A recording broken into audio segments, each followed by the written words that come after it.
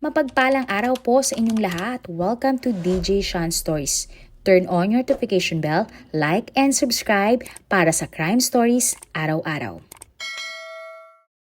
January 8, 2026 ng gabi, ang ginang na nagngangalang Vina ay nag-aantay ng tawag mula sa kanyang anak na babae na si Sylvia.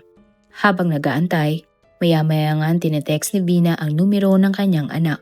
Subalit, bigo ang ginang na makausap si Sylvia. Agad nga nag-alala ang ina at nagsimula ng hindi mapakali. Kaya naman, tinawagan ni Vina ang tito ni Sylvia na si Agus para puntahan ang tinitirhan ng kanyang anak. Matapos nga ang tawag, dali-daling nagtungo na si Agus sa boarding house na inuupahan ng kanyang pamangkin. Pagdating nga sa apartment, agad na kumatok si Agus sa pintuan kung saan nakatira ang kanyang pamangkin. Subalit, hindi siya pinagbuksan ng pintuan ni Sylvia. Makalipas ang 15 minuto, humingi na nga si Agus ng tulong sa katiwala ng paupahan para buksan ang unit ni Sylvia. Gamit nga ang extra susi, binuksan ng katiwala ang kwarto ni Sylvia. Madilim sa loob ng kwarto kaya naman binuksan nila ang ilaw. At pagbukas nga nila ng ilaw, tumambad kay Agus at sa katiwala ang biktimang si Sylvia na nasa kama. Noong una, akala nga ni Agus ay natutulog lamang ang kanyang pamangkin. Subalit nang lapitan na at kalabiti ni Agus si Sylvia para gisingin, na-realize niya na ang babae ay wala ng buhay. Napasigaw na nga lamang si Agus sa gulat sa kanyang nakita. Sinubukan pa niyang gisingin si Sylvia ngunit hindi na tumutugon pa ang babae. Agad naman tumawag ng ambulansya at mga pulis ang katiwala ng apartment. At pagdating nga ng ambulansya sa lugar, kinumpirma nga nila na wala ng buhay ang dalaga. Pero sino nga ba si Sylvia at ano ang totoong nangyari sa babae?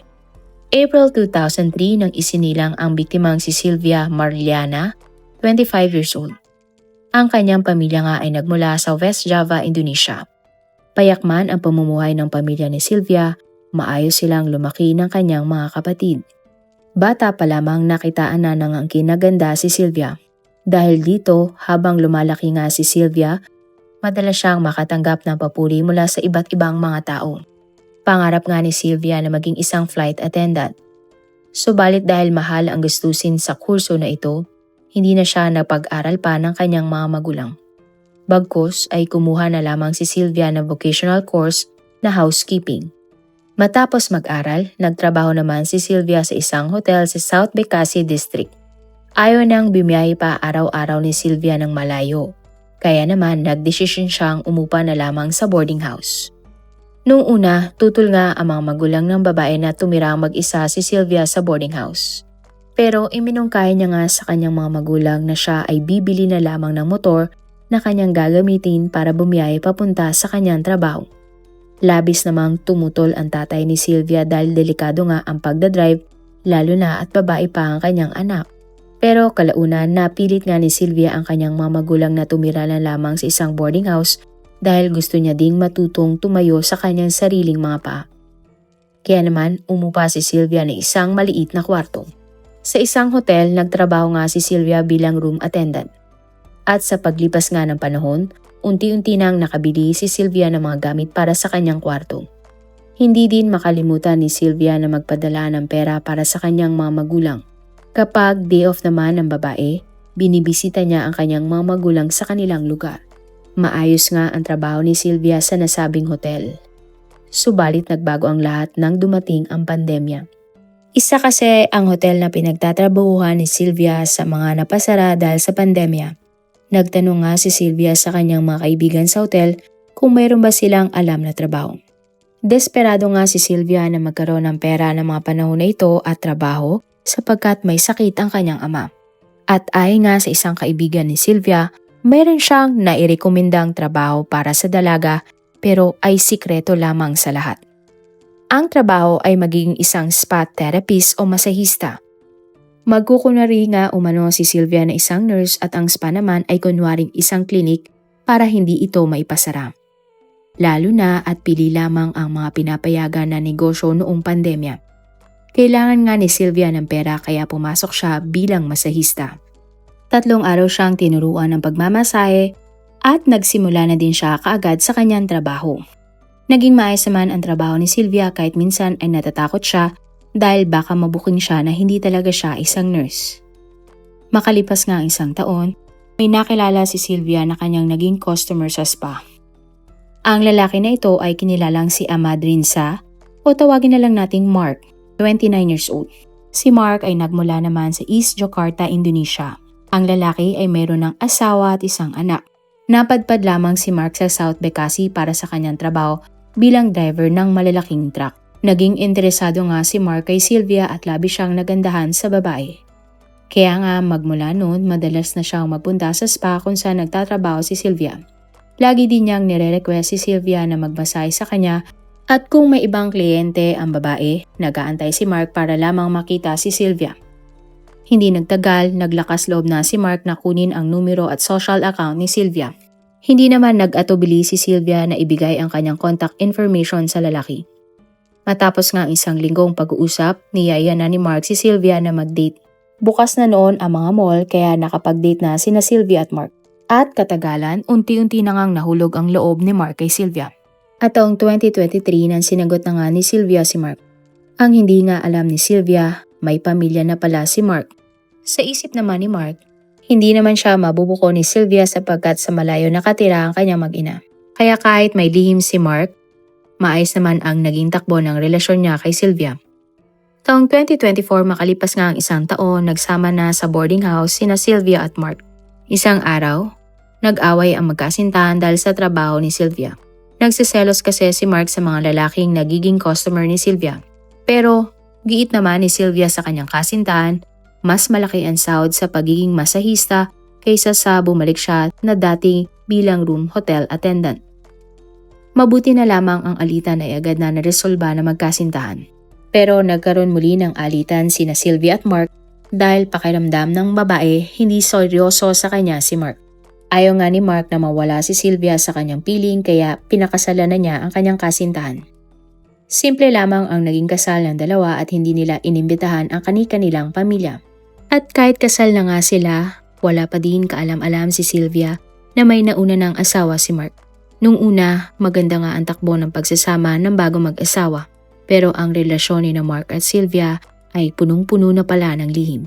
Sapagkat si Sylvia kasi ay may TikTok account na kanyang inilihim kay Mark. Sa account na ito, lihim na nagpo-post si Sylvia ng mga video. Itinago ng babae kay Mark ang lahat dahil ayaw niyang pag-awayan nila ang pagpo-post ni Sylvia ng mga video ng kanyang sarili. Samantala, si Mark naman ay pumupuslit para umuwi sa kanyang mag-ina habang wala si Sylvia at nasa trabaho. Nagpatuloy nga ang ganitong setup ng bagong mag-asawa. Subalit kapag magkasama naman ang dalawa, masaya sila sa piling ng isa't isa. At October 2025, nang magsimulang magduda si Mark sa kanyang asawang si Sylvia. Panay kasi ang overtime ni Sylvia habang ito ay nagtatrabaho sa spa. Marahil nga, ayon sa iba, naging madalas ang pagdududa ni Mark kay Sylvia dahil siya ay may sariling lihim. At ang hindi nga alam ni Mark, minsan ay nagsiservice si Sylvia sa bahay ng kanyang mga kliyente. At dahil nga sa pagdududa ni Mark, sinundan niya isang beses ang kanyang asawa sa trabaho nito. Pero wala namang napansin na kakaiba ang lalaki. Dahil ang binibigyan naman ni Sylvia ng house service ay kadalasan mga babae.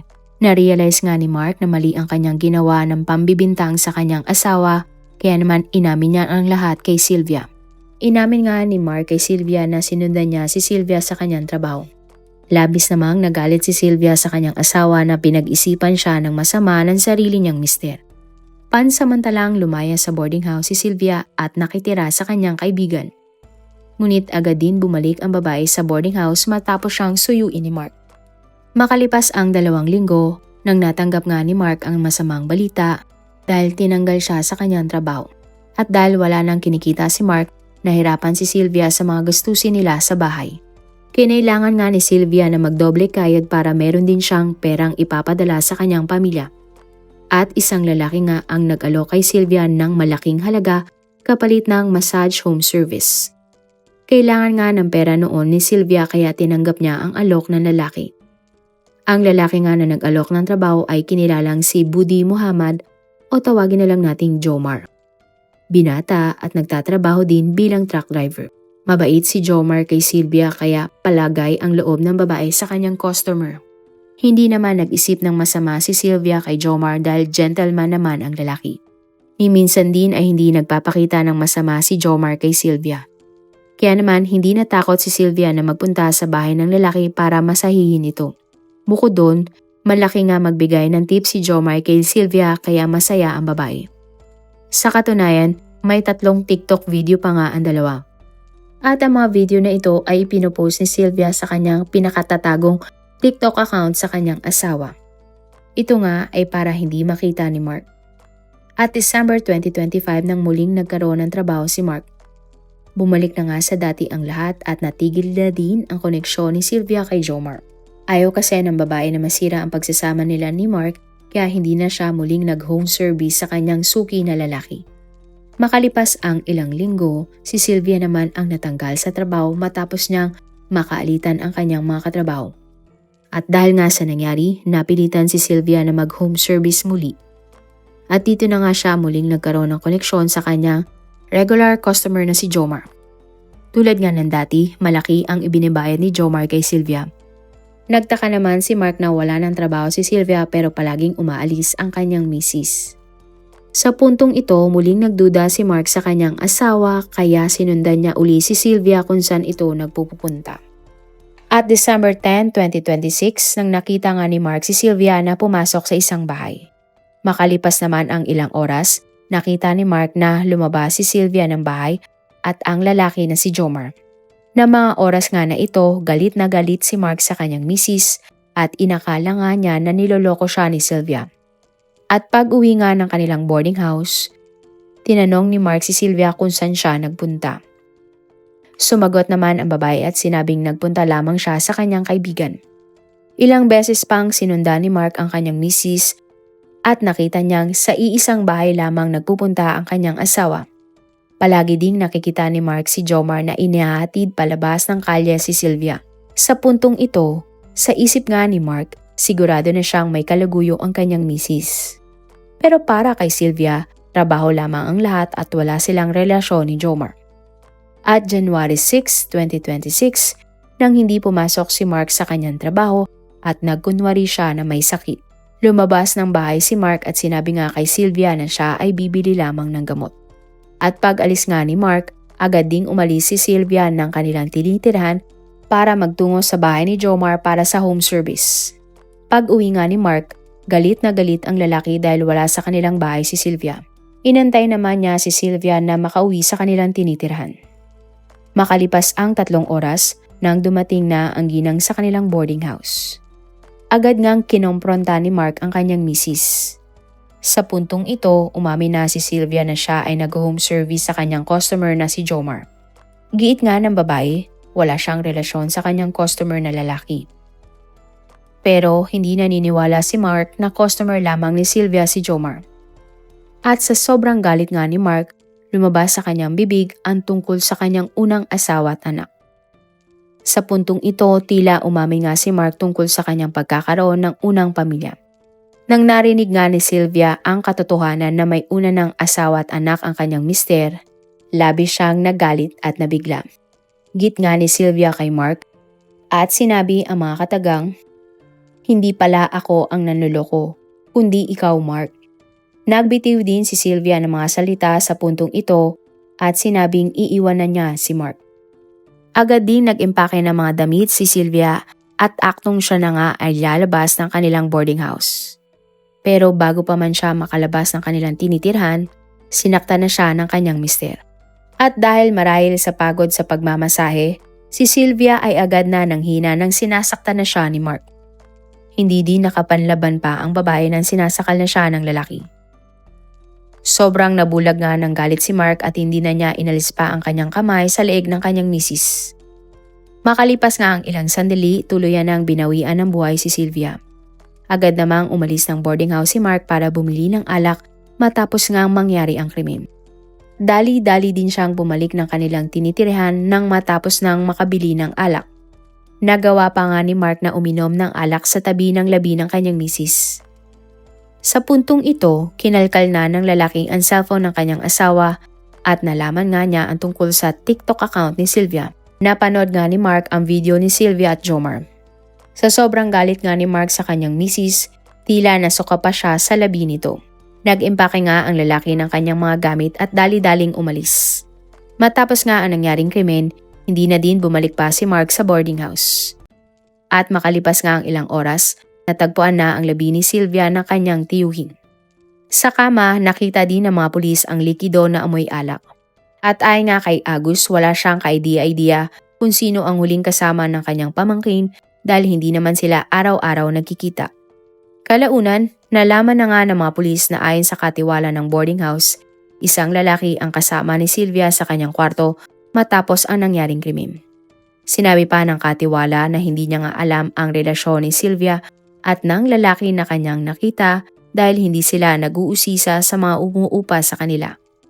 Agad nga nag-imbestiga ang mga pulis at nakuha ang maikling kuha ng CCTV. At sa CCTV, isang lalaki nga ang makikitang pumasok sa kwarto ni Sylvia. At ayon nga sa katiwala, ang lalaki sa CCTV at ang kasama ni Sylvia sa kwarto ay iisa.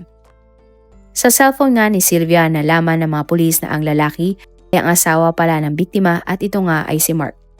Agad na nagsagawa ng manhunt operation ang mga pulis para sa paghahanap kay Mark. Magaling magtago ang lalaki at inabot nga ng ilang linggo bago siya natagpuan ng mga pulis. At January 11, 2026, nang natunto na nga ng mga pulis si Mark sa bahay ng kanyang kapatid. Agad na inaresto si Mark at binalik sa South Bekasi para sumailalim sa interogasyon. At pagdating nga sa police station, agad nilang kinausap si Mark. At habang kausap si Mark ng mga pulis, siyang umamin sa krimen na kanyang ginawa at sinabi nga na siya ang pumatay sa kanyang asawa na si Sylvia. Sa puntong ito, nanghihingi nga ng patawad ang lalaki sa pamilya ni Sylvia. Ang suspect na si Mark ay sinampahan ng kasong murder at siya ay ikinulong. At dahil sa kanyang pag-amin sa kanyang ginawang krimen, nanatiling nakakulong si Mark habang gumugulong pa ang kanyang kaso sa korte. Habang buhay na pagkakulong o hatol na bitay ang maaring ipataw na parusa kay Mark kapag napatunayan siyang guilty sa pagpatay sa kanyang asawang si Sylvia. Marami pong salamat sa inyong panonood. Meron ba kayong mga kwento na gusto nyong i-share sa ating mga manonood? O kung may personal po kayong kwento na gusto nyong i-feature sa ating channel, i-comment down below nyo lang ang inyong mga suggestions. Para naman po sa dagdag kalaman, i-subscribe nyo din po at i-follow ang ating iba pang YouTube channel katulad ng Tagalog Facts and Mysteries by DJ Sean at Manila Boy Wonder Philippines. Marami pong salamat sa pagsuporta nyo sa aming mga channel. God bless everyone!